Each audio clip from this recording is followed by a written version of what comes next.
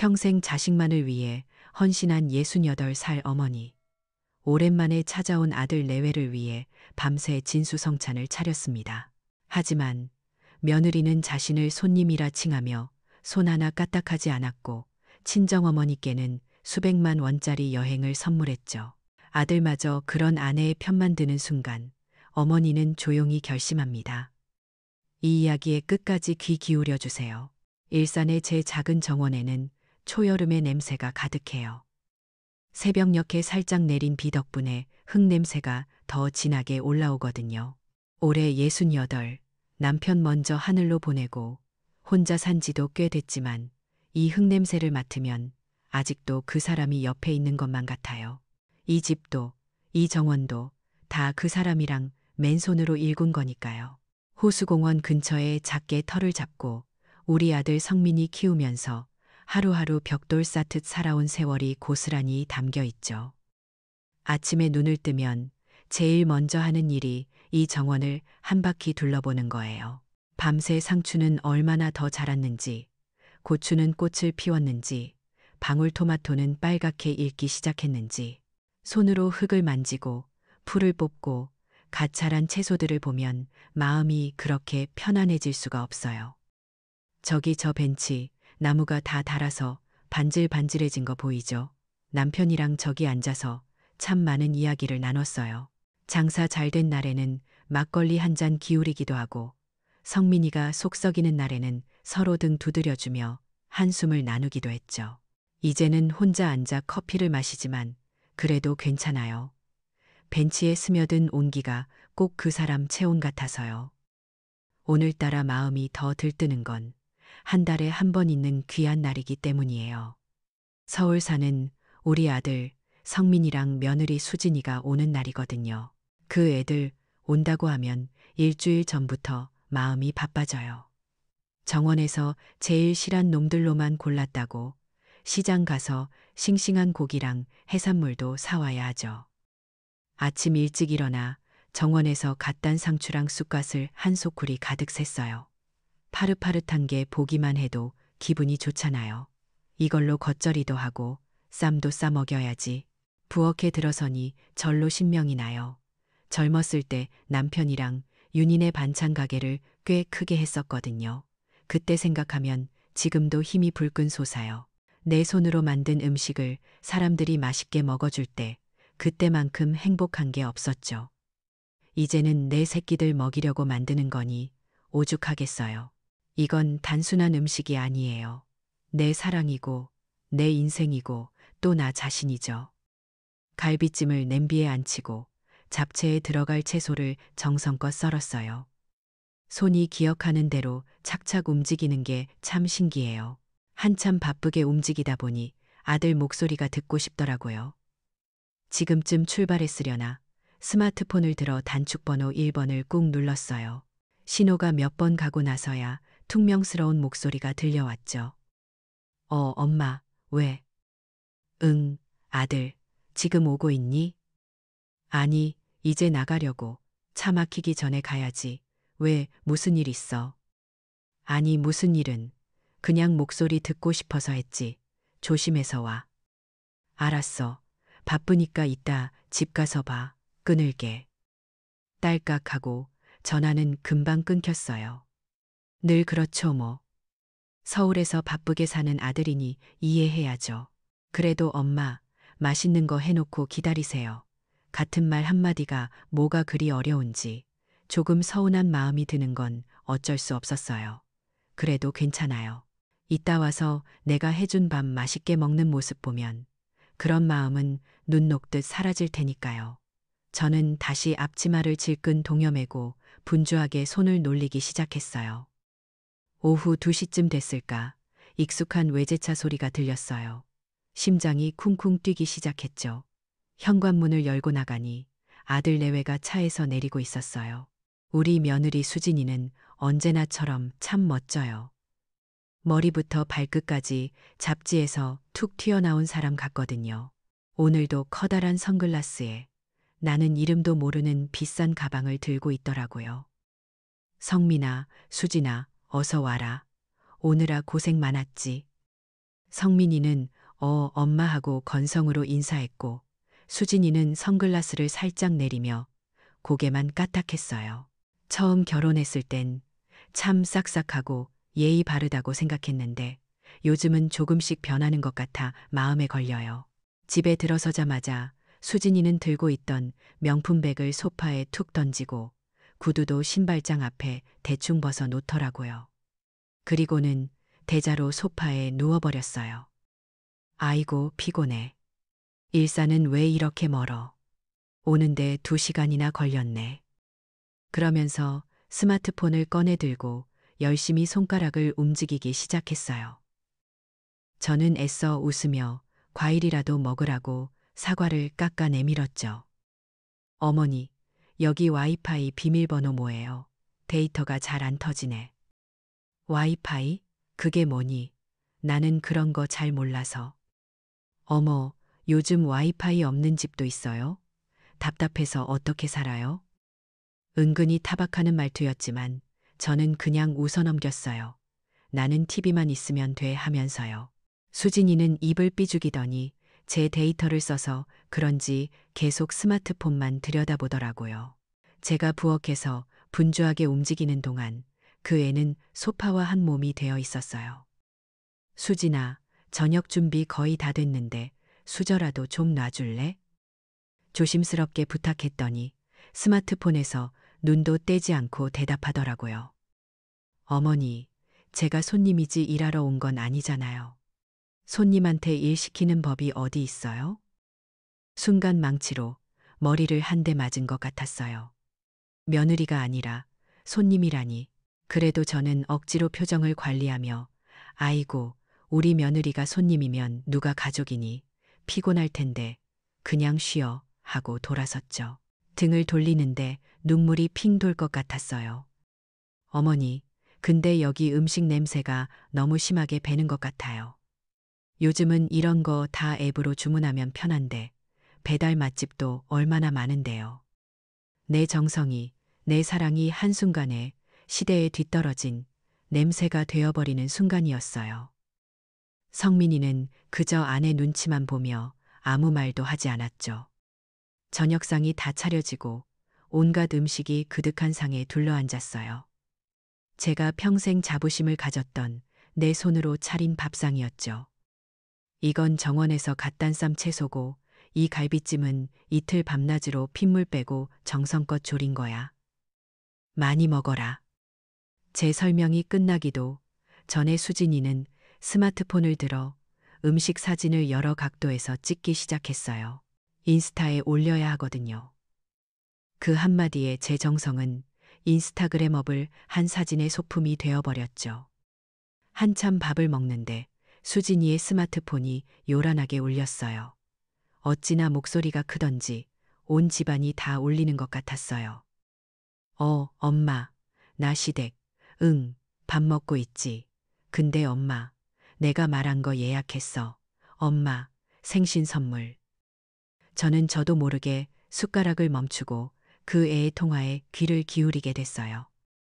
응, 제주도 가는 거 비즈니스석으로 끊었어. 당연하지.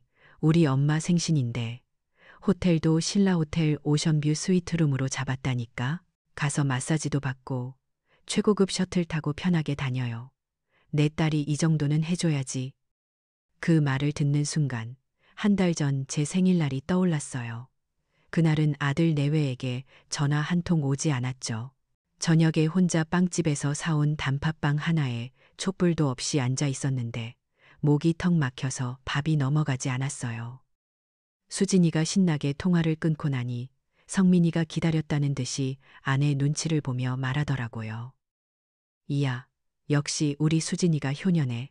장모님 정말 좋아하시겠다. 그 순간 저는 깨달았어요.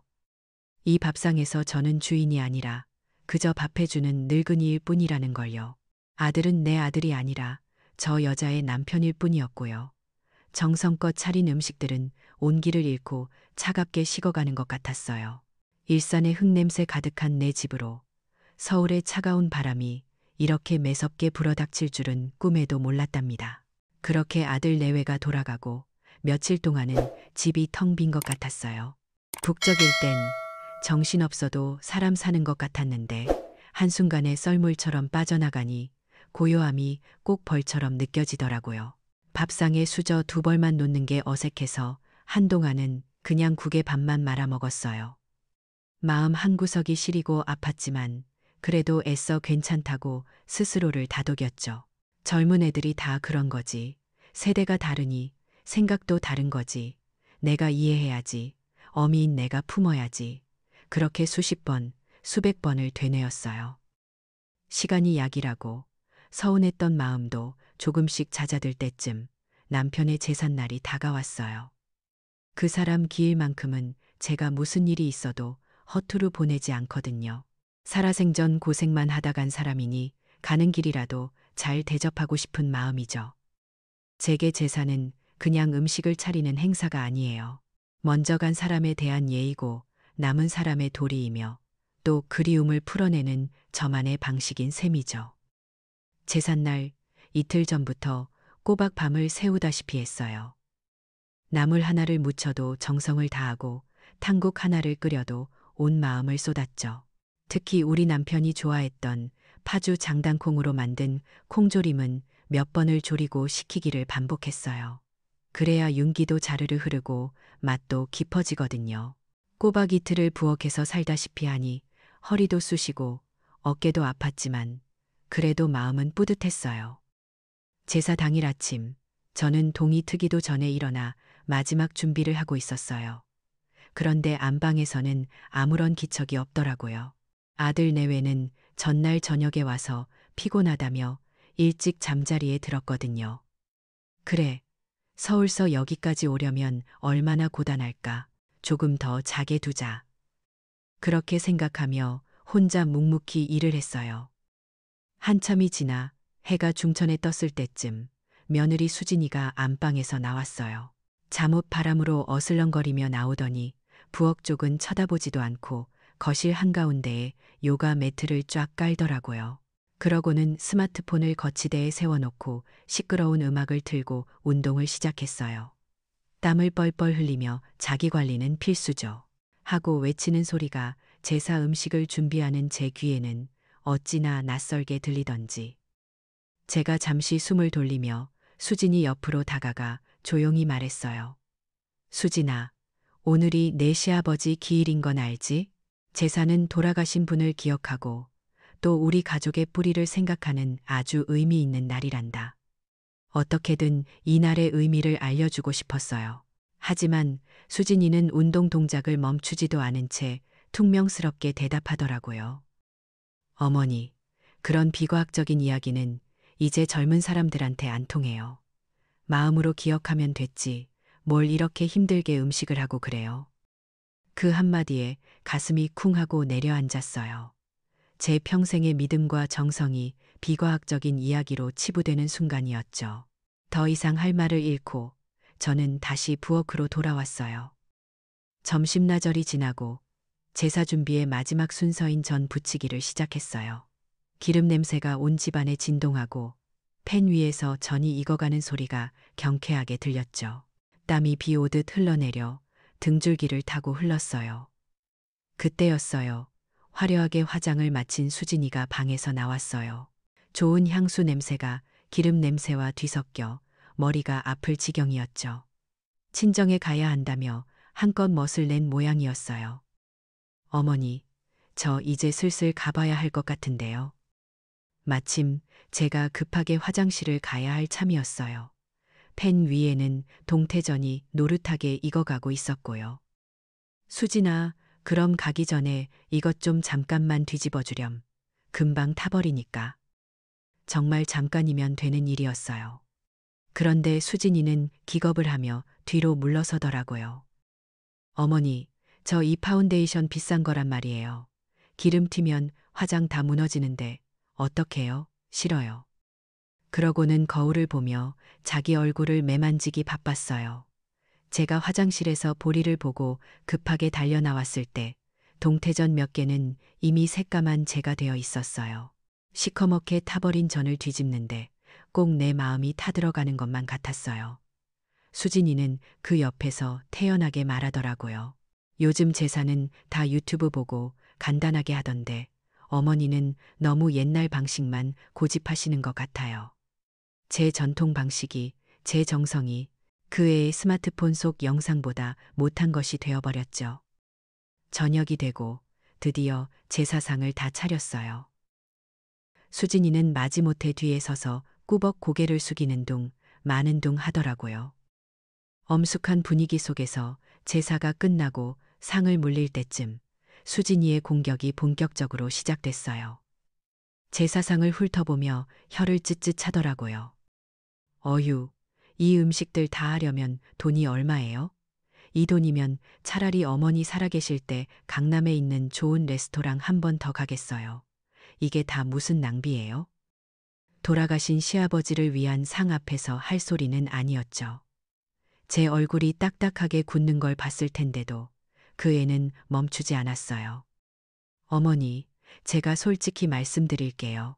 나중에 어머니 돌아가시면 저희는 이런 거 안 할 거예요.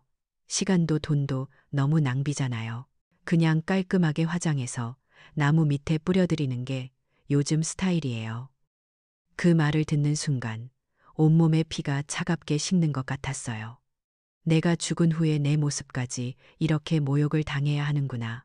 내 존재가, 내 마지막이 이렇게 가볍게 지워져 버리는구나. 눈앞이 캄캄해졌어요. 저는 더 이상 그 자리에 앉아 있을 수가 없어서 조용히 방으로 들어왔어요. 심장이 벌벌 떨리고 숨이 잘 쉬어지지 않았죠. 그런데 바로 그때였어요. 닫힌 문틈으로 수진이가 거실에서 친구와 통화하는 소리가 들려왔어요. 목소리를 낮추지도 않더군요. 응, 나 아직 시댁. 아, 완전 구식이라니까. 촌스러운 늙은이가 아직도 이런 제사 같은 걸 붙들고 살아. 덕분에 나는 편하지만 뭐. 어차피 저 영감 제사인데 내가 뭘 해. 알아서 다 차려주는데. 촌스러운 늙은이. 그 말이 비수처럼 날아와 제 심장에 정확히 밝혔어요. 지난 며칠간 애써 눌러왔던 모든 서름과 분노가 한꺼번에 터져 나왔어요. 내가 이딴 소리를 들으려고 밤새 잠도 못 자고 음식을 했나. 내 아들을 낳아주고 길러준 대가가 고작 이건가. 저는 방문을 박차고 거실로 뛰쳐나갔어요. 두 눈이 시뻘겋게 충혈된 저를 보고 성민이와 수진이가 깜짝 놀라더라고요. 저는 수진이의 얼굴을 똑바로 쳐다보며 소리쳤어요. 당장 내 집에서 나가. 목소리가 덜덜 떨렸지만 한 글자 한 글자 힘을 주어 말했어요. 너 같은 건 내 며느리로 인정한 적 없어. 내 남편 제사상 앞에서 그따위 소리를 하고 등 뒤에서는 나를 촌스러운 늙은이라고 불러? 당장 나가. 수진이는 당황한 듯했지만 이내 표정을 바꾸고 뻔뻔하게 나오더라고요. 어머니, 제가 뭘 틀린 말을 했어요? 그 모습을 보고 있던 아들 성민이가 제 앞을 가로막았어요. 저는 내 아들이 내 편을 들어줄 거라, 저 무례한 아이를 꾸짖어 줄 거라 마지막까지 믿고 싶었어요. 하지만 아들의 입에서 나온 말은 제 가슴을 산산조각냈어요. 엄마, 왜 그래? 수진이가 뭘 그렇게 잘못했다고 소리를 질러. 애 피곤하게. 그 순간 세상이 무너져 내렸어요. 제 편은 아무도 없었어요. 저는 이 집에서 내 아들 앞에서 완벽하게 혼자였어요. 배신감과 절망감에 눈물이 왈칵 쏟아졌어요. 제가 되어버린 동태전처럼 내 마음도, 내 인생도, 내 가족도 모두 새까맣게 타버린 것만 같았어요. 그렇게 내 손으로 아들 내외를 내쫓은 날, 집안의 모든 소리가 죽었어요. 텅 빈 거실에는 촛농이 녹아내리는 소리, 냉장고 돌아가는 소리, 그리고 내 거친 숨소리만 가득했죠. 남편의 영정 사진 앞에서 끄끄거리며 한참을 울었어요. 내가 뭘 잘못한 걸까? 내 인생 어디서부터 꼬인 걸까? 아무리 생각해도 답을 찾을 수가 없었죠. 그 후로 6개월이 흘렀어요. 시간은 무심하게도 잘 가더라고요. 처음에는 분노와 배신감에 잠도 제대로 못 잤는데 시간이 지나니 그것도 무뎌졌어요. 그저 가슴 한구석에 커다란 구멍이 뚫린 채로 살아가는 법을 배우게 된 거죠. 정원을 가꾸고 음식을 하고 혼자 TV를 보며 웃기도 했어요.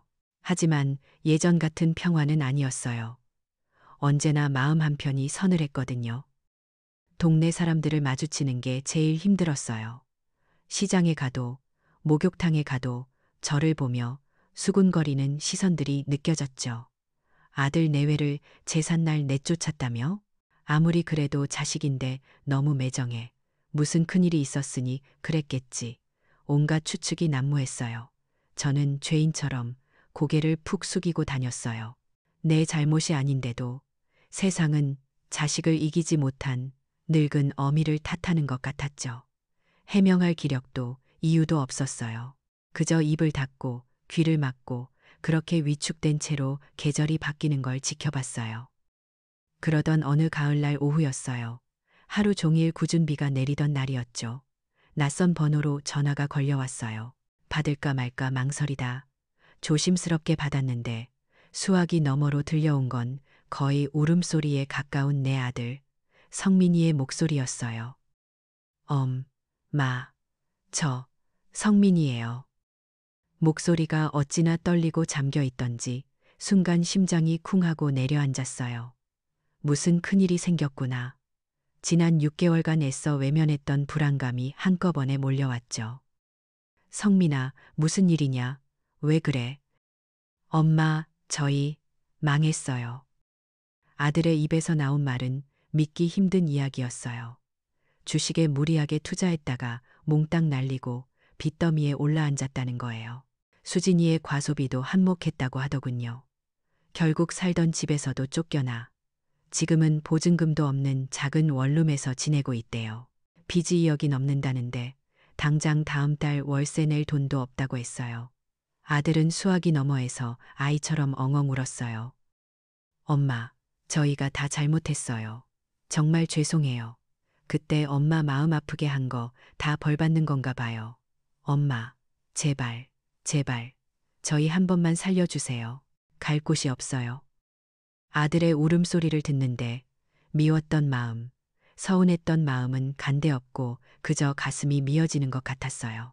아무리 못난 자식이라도 벼랑 끝에 서서 살려달라고 외치는 내 새끼인데 어미인 내가 어떻게 외면하겠어요. 무너진 성벽 아래로 다시 기어들어오는 아들을 저는 결국 외면하지 못했어요. 며칠 뒤 아들 내외가 초라한 모습으로 집 앞에 나타났어요. 마지막으로 봤을 때와는 완전히 다른 모습이었죠. 성민이는 살이 쏙 빠져 얼굴이 반쪽이 되어 있었고 늘 화려하던 수진이도 값싼 옷차림에 화장기 없는 얼굴이었어요. 그들이 살던 일산 신도시의 번쩍이는 오피스텔과 지금의 행색은 너무나도 달랐죠. 저는 아무 말 없이 그 애들을 집 안으로 들였어요. 그런데 제 연민이 착각이었다는 걸 깨닫는 데는 그리 오랜 시간이 걸리지 않았어요. 집에 들어오자마자 수진이는 원망 섞인 목소리로 말하더라고요. 어머니, 저희가 이렇게 된 건 다 어머니 탓도 있는 거 아세요? 그때 어머니가 저희를 그렇게 심하게 내쫓지만 않았어도 성민 씨가 스트레스 받아서 투자에 실패하지는 않았을 거예요. 기가 막혔지만 싸울 힘도 없었어요. 수진이는 거기서 그치지 않았죠. 동네 사람들을 마주칠 때마다 눈물을 글썽이며 시어머니의 냉대 때문에 남편 사업이 힘들어져서 어쩔 수 없이 들어와 살게 됐어요. 라며 동정심을 유발하는 거짓말을 하고 다녔어요. 소문은 금세 바뀌었죠. 독한 시어머니 때문에 고생하는 착한 며느리, 저는 또다시 동네에서 죄인이 되어 있었어요. 집안에서의 생활은 지옥 같았어요. 수진이는 빚쟁이라는 사실이 무색하게 해가 중천에 뜰 때까지 잠만 잤어요. 일어나서는 소파에 누워 스마트폰만 들여다봤죠. 제가 아끼고 아껴서 반찬이라도 하나 더 만들려고 하면 옆에서 혀를 찢찢 차더라고요. 어머니, 요즘 세상에 누가 이렇게 아끼고 살아요? 이러니 사람이 발전이 없죠. 제가 아침 일찍 청소기를 돌리면 시끄러워서 잠을 못 자겠다고 짜증을 냈고 저녁에 설거지를 하면 물소리 때문에 TV가 안 들린다고 불평했어요. 저는 내 집에서 숨소리조차 조심해야 하는 신세가 되었죠. 그러던 어느 날이었어요. 제가 아끼던 작은 난초 화분이 보이지 않는 거예요. 남편이 살아생전 선물해 준 거라 애지중지하던 건데 집안을 다 뒤져도 없더라고요. 불안한 마음이 들었지만 애써 아닐 거라고 생각했어요.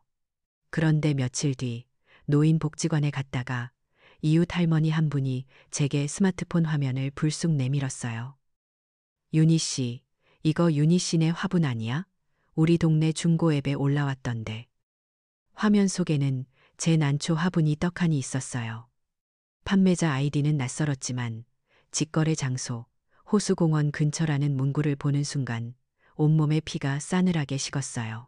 집에 돌아와 수진이를 추궁하니 처음에는 발뺌하더니 이내 뻔뻔하게 고개를 들더군요. 용돈이 좀 필요해서 그랬어요. 어차피 어머니는 이런 거 있어도 가치도 모르시잖아요. 그건 더 이상 무례함이 아니었어요. 명백한 도둑질이었죠. 그날 이후로 저는 수진이의 모든 행동을 의심하게 됐어요. 그리고 운명이었을까요?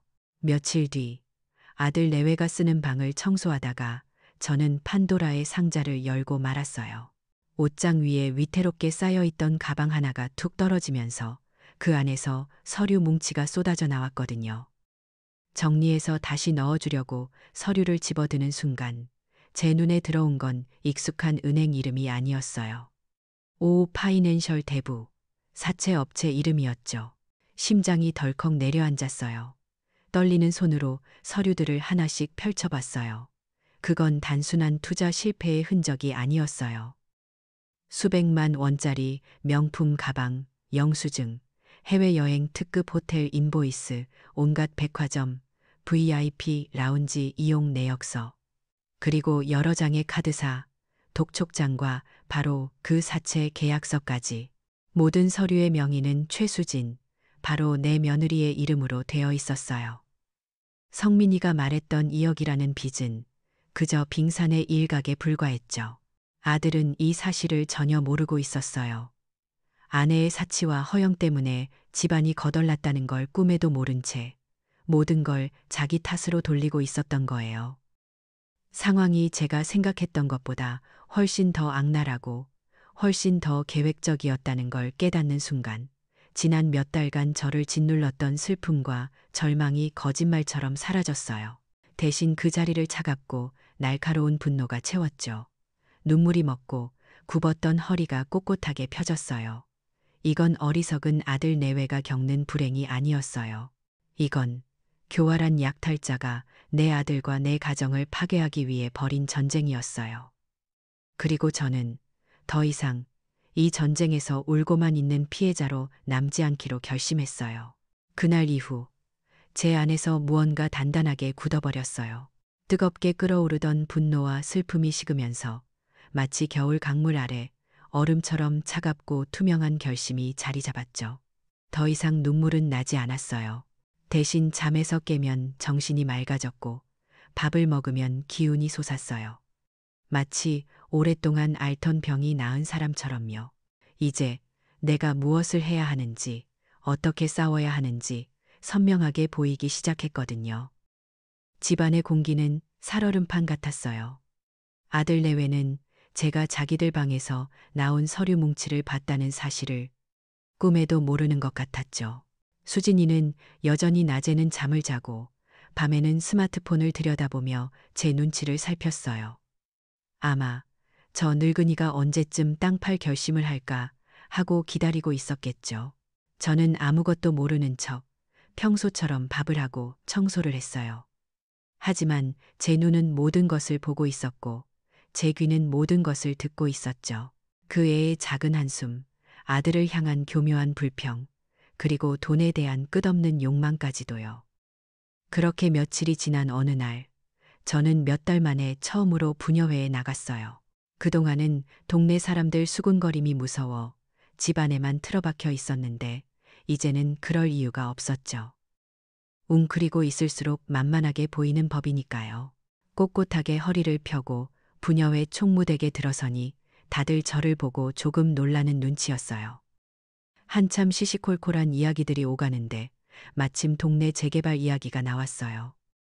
글쎄, 우리 동네에 GTX가 들어온다는 말이 있더라니까. 확정만 되면 이 동네 땅값은 부르는 게 값일 거래. 에이, 그게 몇 년째 나오는 소린데 설마 되겠어? 다들 반신반의하며 떠들썩한데 구석에 조용히 앉아 계시던 박씨 아저씨가 제게 슬쩍 다가와 말을 걸었어요. 그분은 시청 도시계획과에서 오래 일하다 퇴직하신 분인데 옛날 윤희네 반찬 시절 제 단골 손님이기도 했죠. 윤희 씨, 오랜만이네. 그동안 마음고생 심했지? 따뜻한 위로에 잠시 울컥했지만 저는 애써 미소를 지었어요. 박씨 아저씨는 목소리를 낮춰 제게만 들리게 말했어요. 뜬소문 아니야. 내후년 착공 목표로 계획안 거의 다 넘어갔어. 특히 윤희 씨네 집이랑 밭이 있는 그 구역이 역세권 상업지구로 묶일 가능성이 아주 높아. 혹시라도 누가 헐값에 땅 팔라고 하거든 절대 속지 말아요. 지금 윤희 씨가 가진 그 땅, 보통 땅이 아니야. 그 말을 듣는 순간 제 머릿속이 번쩍 뜨이는 것 같았어요. 남편과 나의 피와 땀이 서린 그 땅, 아픈 추억과 행복한 기억이 모두 담긴 그저 낡은 집과 밭이 아니었던 거예요. 그건 성벽이었고 무기였어요. 저 교활한 며느리가 그토록 탐내던 그 땅이 바로 저를 지켜주고 저 아이를 심판할 가장 강력한 힘이 될 수 있다는 걸 깨달았죠. 그날 저는 집으로 돌아오는 내내 심장이 터질 것처럼 뛰었어요. 희망이라는 걸 정말 오랜만에 느껴봤거든요. 고립감에서 벗어나야겠다고 생각했어요. 혼자서는 이길 수 없는 싸움이었으니까요. 그날 밤 저는 먼지가 뽀얗게 쌓인 장롱 깊숙한 곳에서 낡은 주소록 하나를 꺼냈어요. 윤희네 반찬 시절의 인연들이 빼곡하게 적힌 제 젊은 날의 역사책이었죠. 한 장 한 장 넘기는데 잊고 있던 고마운 얼굴들이 떠올랐어요. 먼저 당시 우리 가게 주거래 은행이었던 곳의 대리였던 김대리, 지금은 어엿한 지점장이 되어 있었죠. 늘 성실하게 장사하는 제 모습을 좋게 보고 굳은 일도 마다 않고 도와주던 청년이었어요. 떨리는 마음으로 전화를 걸었는데 제 이름을 듣자마자 금세 반갑게 맞아주더라고요. 자초지종을 설명하니 그는 자신의 일처럼 분개하며 언제든 도움이 필요하면 연락하라고 재산을 안전하게 지킬 수 있는 금융상품이나 신탁에 대해서도 알아봐 주겠다고 약속했어요. 다음으로는 가게 근처 법무사 사무실에서 일하던 박 사무장님에게 연락했어요. 그분 역시 제게 법적인 조언을 아끼지 않았죠. 제 재산 명의를 다시 한번 확실히 하고 혹시 모를 사기 계약에 휘말리지 않도록 주의해야 할 점들을 꼼꼼하게 알려주었어요. 제 편이 아무도 없다고 생각했는데 아니었어요. 제가 성실하게 살아온 지난 세월이 보이지 않는 든든한 울타리가 되어주고 있었던 거죠. 가장 큰 변화는 저 자신에게서 시작됐어요. 더 이상 며느리가 쓰는 앱이니 와이파이니 하는 말에 주눅 들지 않기로 결심했죠. 저는 곧장 동네 노인복지관에서 하는 스마트폰 활용 교육에 등록했어요. 처음에는 돋보기를 쓰고도 잘 보이지 않는 작은 글씨와 싸우느라 진땀을 뺐어요. 젊은 자원봉사자 선생님에게 같은 걸 몇 번씩 물어보는 게 미안해서 얼굴이 화끈거리기도 했죠. 하지만 포기하지 않았어요. 하나씩 배울 때마다 세상이 조금씩 넓어지는 기분이었거든요. 인터넷으로 뉴스를 보고 지도 앱으로 길을 찾고 손주뻘 되는 봉사자에게 부탁해 부동산 시세를 보는 앱도 깔았어요. 그리고 어느 날 밤 저는 아들 내외가 잠든 사이에 거실에 홀로 앉아 제 손으로 직접 우리 집과 밭의 공시지가를 검색해 봤어요. 화면에 뜬 숫자를 보는 순간 저는 숨을 멈췄어요. 제가 생각했던 것보다 훨씬 큰 금액이었죠. GTX 노선 확정이라는 기대감 때문에 시세는 하루가 다르게 오르고 있었어요. 며느리가 그저 낡은 집이라고 무시했던 이곳이 서울의 웬만한 아파트 값을 훌쩍 뛰어넘는 노른자위 땅이었던 거예요. 그 애가 이걸 알았다면 아마 지금보다 더 악랄하게 저를 괴롭혔겠죠. 손안의 작은 기계가 제게 세상을 보는 새로운 눈을, 그리고 싸울 수 있는 새로운 무기를 쥐어준 셈이었어요. 결전의 날은 생각보다 빨리 찾아왔어요. 며칠 뒤 저녁 식사 자리였죠. 그날따라 수진이는 제게 살갑게 굴며 반찬 투정도 하지 않았어요. 불길한 예감이 들었죠. 아니나 다를까 밥을 거의 다 먹어갈 때쯤 수진이가 조심스럽게 입을 열었어요. 어머니, 드릴 말씀이 있어요. 저희가 언제까지나 어머니께 신세만 질 수는 없잖아요. 그래서 성민 씨랑 상의했는데 저희가 작은 가게라도 하나 시작해 보려고요. 아들 성민이도 옆에서 거들었어요. 엄마, 저희 정말 열심히 해볼게요. 다시 일어서고 싶어요. 저는 아무 말 없이 그 애들을 쳐다봤어요. 그 다음 말이 무엇일지 이미 알고 있었으니까요. 그래서 말인데요. 어머니, 이 낡은 집이랑 밭 그냥 놀리는 것보다 파셔서 저희 사업 자금 좀 대주시면 안 될까요? 어차피 나중에 다 저희 거 될 텐데 조금 미리 주신다고 생각하시면. 올 것이 왔구나. 저는 숟가락을 조용히 내려놓았어요. 예전 같았으면 심장이 벌벌 떨리고 눈물부터 났을 텐데 이상하게도 마음은 차분했어요. 모든 것을 알고 있는 자의 여유였을까요? 아들 성민이가 제 눈치를 보며 말했어요. 엄마, 수진이 말이 맞아. 저희가 성공해서 엄마 호강시켜 드릴게요. 네. 저는 두 아이의 얼굴을 천천히 그리고 아주 오랫동안 바라봤어요. 이 땅은 너희 아버지의 영혼이자 내 인생이다. 팔 수 없다. 제 목소리에는 단 하나의 흔들림도 없었어요. 제 눈에는 더 이상 슬픔이나 원망이 서려 있지 않았죠. 대신 모든 것을 꿰뚫어 보는 지혜와 절대로 물러서지 않겠다는 결단력이 얼음처럼 밝혀 있었어요. 제 대답을 들은 수진이의 얼굴이 순간 싹 굳어지는 것을 저는 똑똑히 보았답니다.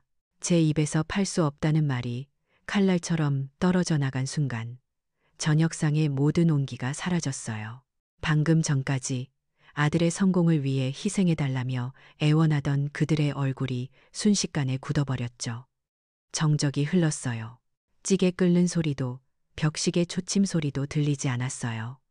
오직 세 사람의 얼어붙은 숨소리만이 식탁 위를 맴돌았죠. 가면을 가장 먼저 벗어던진 건 역시나 며느리 수진이었어요. 조개를 삶아놓은 듯 꾹 다물고 있던 입술이 비틀리며 열리더니 그 안에서 시뻘건 독이 뱀처럼 기어나오기 시작했죠. 그 독의 첫 번째 목표는 제 아들 성민이었어요. 이성민 씨, 당신 지금 봤어? 이게 당신 어머니야. 아들 미래는 어찌 되든 상관없고 저 총구석 땅떼기 끌어안고 죽겠다는 거 아니야? 내가 이럴 줄 알았어. 당신같이 무능한 남자는 평생 엄마 치마폭 붙들고 살아야 할 팔자라고. 악을 쓰는 목소리가 귀를 찢는 것 같았어요. 성민이는 당황해서 어쩔 줄 몰라 하며 수진아, 그만해. 엄마 앞에서 무슨 말버릇이야 하고 말렸지만 한 번 터진 독은 멈출 줄을 몰랐죠. 말버릇? 지금 말버릇 따질 때야. 당신이 조금이라도 능력이 있었어 봐. 내가 당신 어머니 앞에서 이런 소리까지 하겠냐고. 결국 당신이 무능해서, 당신이 못나서 이 사달이 난 거 아니야. 이 무능한 남자랑 결혼한 내 인생이 불쌍해서 내가 눈물이 난다. 눈물이 나. 수진이는 제 앞에서 성민이의 가슴을 손가락으로 쿡쿡 찌르며 온갖 모욕적인 말을 퍼부었어요. 제 아들은 얼굴이 시뻘개져서 고개도 들지 못했죠. 저는 그 모습을 조용히, 정말 조용히 지켜만 봤어요. 그리고 수진이의 마지막 화살은 예상대로 제게, 그리고 제 남편에게 날아왔어요. 어머니도 참 이기적이시네요. 그깟 땅이 뭐라고 아들 앞길을 막으세요? 그러니 평생 반찬이나 팔다 죽은 남편이나 돕겠죠. 그 나물의 그 밥이라고. 똑같으시네 정말. 바로 그 순간이었어요. 제 세상의 모든 소음이 멎는 것 같았어요. 죽은 남편을 모욕하는 그 말을 듣는 순간 제 안의 모든 슬픔과 분노가 사라지고 그 자리에 강철 같은 차가운 무언가가 들어섰어요. 그래, 여기까지구나. 네가 건너지 말아야 할 강을 건넜어. 저는 예전처럼 입 닥쳐라 하고 소리치며 일어서지 않았어요. 대신 아주 천천히 주머니에 넣어두었던 스마트폰을 꺼냈어요. 그리고 화면 위에서 깜빡이던 빨간 녹음 버튼을 가만히 눌러 정지시켰죠. 딸깍 하는 소리가 유난히 크게 들리는 것 같았어요. 저는 그 스마트폰을 두 사람의 시선이 모두 닿는 식탁 중앙에 조용히 내려놓았어요. 마치 판사가 법봉을 두드리는 것처럼요. 그리고는 텅 빈 현관 쪽을 바라보며 아주 조용하고 나지막하게 말했죠. 이제 들어오세요. 제 말이 끝나기 무섭게 현관문이 열렸어요. 수진이와 성민이가 기겁을 하며 뒤를 돌아봤죠. 문 앞에는 두 명의 남자가 서 있었어요. 한 명은 얼마 전 제게 재개발 정보를 알려주었던 변호사 출신의 이웃 박씨 아저씨, 그리고 다른 한 명은 수진이가 그토록 숨기고 싶어 했던 진실의 증인, 바로 그 애에게 돈을 빌려준 대부업체 직원이었어요. 두 사람이 거실로 들어서자 수진이의 얼굴은 새하얗게 질려버렸어요. 성민이는 이게 무슨 상황인지 이해하지 못한 채 어리둥절한 표정이었죠. 박 변호사님이 제 옆에 와서 서류 가방을 열었어요. 최수진 씨, 맞으시죠? 박 변호사님의 차분한 목소리가 집안을 울렸어요. 그는 서류 몇 장을 꺼내 테이블 위에 펼쳐놓았어요. 바로 제가 그 애의 가방에서 발견했던 온갖 사치품 영수증과 카드사 독촉장, 그리고 사채 계약서 사본이었죠. 이 서류들은 모두 최수진 씨가 남편 이성민 씨 모르게 거액의 빚을 지고 그 돈을 개인적인 사치를 위해 탕진했다는 증거입니다. 남편에게는 공동 투자 실패라고 속였으니 명백한 사기죄에 해당될 수 있습니다. 성민이가 떨리는 손으로 서류를 집어들었어요. 아들의 눈이 믿을 수 없다는 듯 커졌고 이내 절망과 배신감으로 일그러졌어요. 박 변호사님은 멈추지 않았어요. 그는 제 스마트폰을 집어들어 방금 전 녹음 파일을 재생했어요. 그러니 평생 반찬이나 팔다 죽은 남편이나 돕겠죠. 수진이의 날카로운 목소리가 거실에 선명하게 울려 퍼졌어요. 고인에 대한 심각한 명예훼손입니다. 이 또한 법적인 책임을 물을 수 있습니다. 그때까지 입을 다물고 있던 대부업체 직원이 앞으로 나섰어요. 그는 성민이를 보며 말했죠. 이성민 씨, 부인께서 쓰신 돈, 총액이 얼마인지는 알고 계십니까? 이자까지 합쳐서 3억 8천이 넘습니다. 이성민 씨가 아시는 금액과는 많이 다를 겁니다. 3억 8천. 성민이는 그 자리에 주저앉을 것처럼 휘청거렸어요. 아들의 무너지는 모습을 보는데 마음이 아프면서도 한편으로는 다행이라고 생각했어요. 지금이라도 저 끔찍한 진실을 마주하게 되어서. 그때였어요. 궁지에 몰린 수진이가 마지막 발악을 하더군요. 저를 향해 눈을 부라리며 소리쳤어요. 그래요. 그래서 뭐요. 빚이 있으면 갚으면 되잖아요. 그래봤자 이 집이랑 이 땅 결국 다 우리 아들 거 아니에요? 어머니 돌아가시면 다 성민 씨 건데 그거 팔아서 갚으면 그만이라고요. 그 애는 마지막까지 상속이라는 낡은 무기를 휘두르려 했어요. 하지만 그 무기는 이미 녹슬어 부서진 지 오래였죠. 박 변호사님은 기다렸다는 듯이 서류 가방에서 또 다른 서류 뭉치를 꺼냈어요. 그 부분에 대해서도 말씀드리죠. 그의 목소리는 이전보다 더 단호했어요. 김윤희 여사님은 이미 한 달 전 일산 법원 근처 저희 사무실에서 법적 절차를 모두 마치셨습니다. 본인 명의의 모든 부동산과 금융자산을 신탁회사에 위탁하셨고 사후에는 전액 지역 노인복지 증진을 위한 공익재단에 기부하기로 유언공증까지 완료했습니다. 따라서 이성민 씨와 최수진 씨에게는 단 한 푼의 재산도 상속되지 않습니다. 수진이의 입이 딱 벌어졌어요. 아들 성민이도 충격받은 얼굴로 저를 쳐다봤죠. 하지만 심판은 아직 끝나지 않았어요. 박 변호사님은 미소를 지으며 마지막 한마디를 덧붙였죠. 참, 그리고 한 가지 더. 윤인의 반찬이라고 아시는지 모르겠습니다. 최근 한 대형 유통업체에서 그 브랜드의 가치를 높게 평가해서 김윤희 여사님의 레시피를 전수받는 조건으로 매달 500만 원의 로열티를 지급하는 계약을 체결했습니다. 온라인 커뮤 더티 도티 X 폭풍이 핥히고 지나간 자리는 지독하게 고요했어요. 박 변호사님과 대부업체 직원이 돌아가고 현관문이 닫히는 순간 집안에는 저와 완전히 무너져 내린 아들 성민이 단둘만 남았죠. 아들은 거실 바닥에 주저앉아 고개도 들지 못했어요. 그 가냘프게 떨리는 등이 지난 세월 동안 제가 철석같이 믿어왔던 아들의 모습이 아니었어요. 낯설고 위태롭고 또 너무나도 가여웠죠. 저는 아무 말 없이 아들 옆에 앉았어요. 등을 토닥여 주지도 쓴소리를 하지도 않았어요. 그저 텅 빈 눈으로 허공을 바라봤죠. 심판은 끝났고 저는 이겼어요. 하지만 승리의 기쁨 같은 건 조금도 느껴지지 않았어요. 대신 폐허 위에 홀로 서 있는 것 같은 깊은 허무함이 밀려왔죠. 제 손으로 아들의 세상을 무너뜨린 어미, 그게 바로 제 모습이었으니까요. 그날 밤, 성민이는 뜬 눈으로 밤을 새웠어요. 다음 날 아침, 아들은 제게 아무 말도 하지 않고 짐을 챙겨 집을 나갔죠. 저는 붙잡지 않았어요. 그 애에게는 스스로를 돌아볼 시간이, 그리고 제게는 그 애 없이 살아가는 법을 다시 연습할 시간이 필요했으니까요. 성민이가 떠난 후 며칠 동안은 아무런 소식이 없었어요. 저는 그저 묵묵히 제 일상을 살았어요.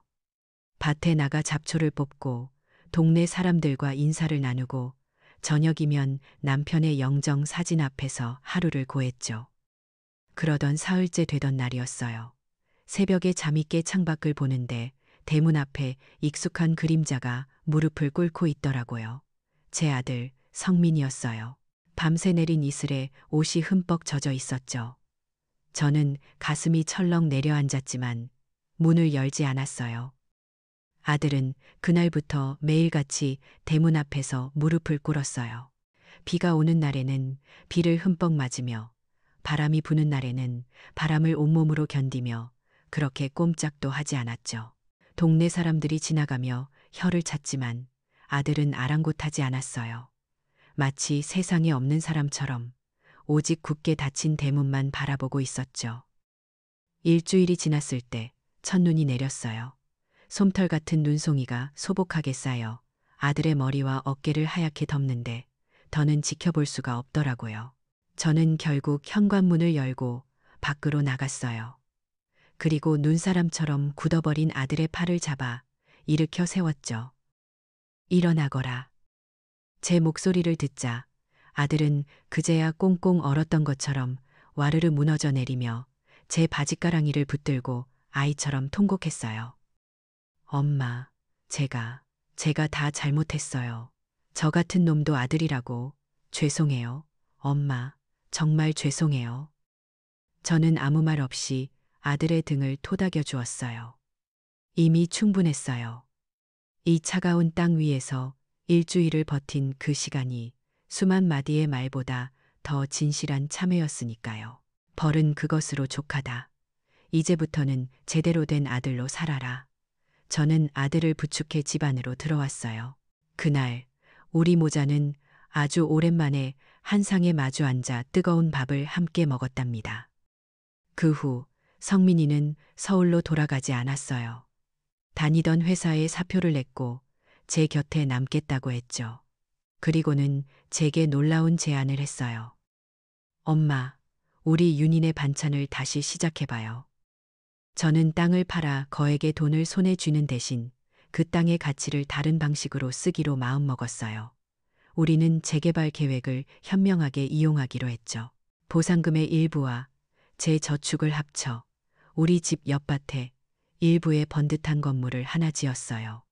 그리고 그곳에 윤인의 반찬 공유주방이라는 간판을 내걸었죠.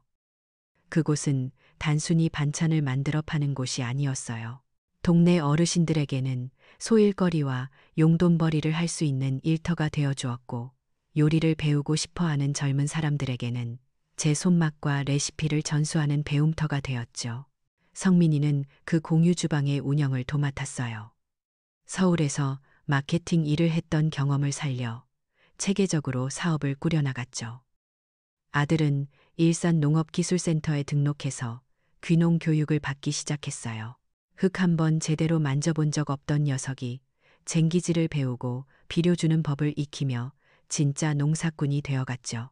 처음에는 손이 온통 물집투성이었지만 아들은 단 한 번도 힘들다는 내색을 하지 않았어요. 성민이는 제게 스마트폰으로 온라인 쇼핑몰을 만드는 법을 보여주었어요. 윤인의 반찬 스마트 스토어가 문을 열었고 아들은 직접 카메라 앞에 서서 라이브 커머스라는 것도 했어요. 어색하게 웃으며 어머니의 김치가 얼마나 맛있는지, 장아찌에 어떤 정성이 들어갔는지 설명하는 아들의 모습을 보는데 웃음도 나고 눈물도 났어요. 기술이라는 게 사람을 외롭게도 만들지만 이렇게 사람과 사람의 마음을 이어주는 다리가 될 수도 있다는 걸 그때 처음 알았죠. 윤인의 반찬은 입소문을 타고 전국적인 명성을 얻기 시작했어요. 어느 맑은 봄날이었어요. 저와 성민이는 밭에 나란히 앉아 고추 모종을 심고 있었죠. 흙냄새가 참 좋았어요. 한참 흙을 고르던 아들이 문득 제게 물었어요. 어머니, 그때 왜 저를 완전히 버리지 않으셨어요? 저 같은 놈은 그냥 없는 셈 치셔도 됐을 텐데. 저는 모종 하나를 조심스럽게 흙에 옮겨 심으며 천천히 입을 열었어요. 성민아, 저기 저 나무를 보렴. 가지가 썩어 들어가면 그 가지는 과감하게 쳐내야 나무 전체가 살 수 있단다. 하지만 아직 살 수 있는 가지에 나쁜 벌레가 꼬였다고 해서 가지를 통째로 잘라버리는 농사꾼은 없지. 벌레를 잡아주고 거름을 주고 햇볕을 잘 받게 붙잡아줘야 다시 튼튼한 열매를 맺는 법이란다. 저는 흙 묻은 손으로 아들의 손을 가만히 잡았어요. 너는 썩은 가지가 아니었다. 그저 아주 나쁜 벌레가 잠시 꼬였던 가지였을 뿐이야. 내 눈에는 그게 보였어. 아들은 아무 말 없이 고개를 떨구었고 그 어깨가 가늘게 떨리는 것을 느낄 수 있었어요. 그로부터 다시 1년이라는 시간이 흘렀어요. 이제 윤인의 반찬 공유 주방은 우리 동네의 명물이 되었어요. 아침이면 동네 어르신들의 웃음소리가 가득하고 저녁이면 젊은이들이 요리를 배우러 와 북적이죠. 성민이가 운영하는 온라인 쇼핑몰은 연일 완판 행진을 이어가고 있고요. 오늘도 저는 아들과 함께 밭에 나왔어요. 잘 자란 토마토를 따는 아들의 이마에 땀이 송골송골 맺혔네요. 저는 수건으로 아들의 땀을 닦아주었어요. 아들은 어릴 적처럼 제게 환하게 웃어 보였죠. 저 멀리 공유 주방에서는 맛있는 냄새와 함께 사람들의 활기찬 웃음소리가 바람을 타고 실려와요. 저는 제 재산도, 제 아들도, 그리고 제 삶의 존엄성도 모두 지켜냈어요. 하지만 그것보다 더 소중한 것을 얻었죠. 바로 사람들과 함께 웃으며 살아가는 기쁨, 그리고 내 지혜와 사랑으로 더 큰 공동체를 위한 희망의 씨앗을 뿌렸다는 자부심이에요. 다시 흙과 함께, 사람과 함께, 제 인생의 가장 따뜻한 봄날은 바로 지금인 것 같아요. 썩은 가지는 단호히 쳐내야 하지만 병든 가지는 보듬어야 다시 열매를 맺는 법인가 봐요. 결국 가장 위대한 복수는 상대를 무너뜨리는 것이 아니라 그 상처 위에서 모두를 살리는 더 나은 내일을 만들어내는 것이었죠. 진정한 승리는 그렇게 찾아오는 것 같아요.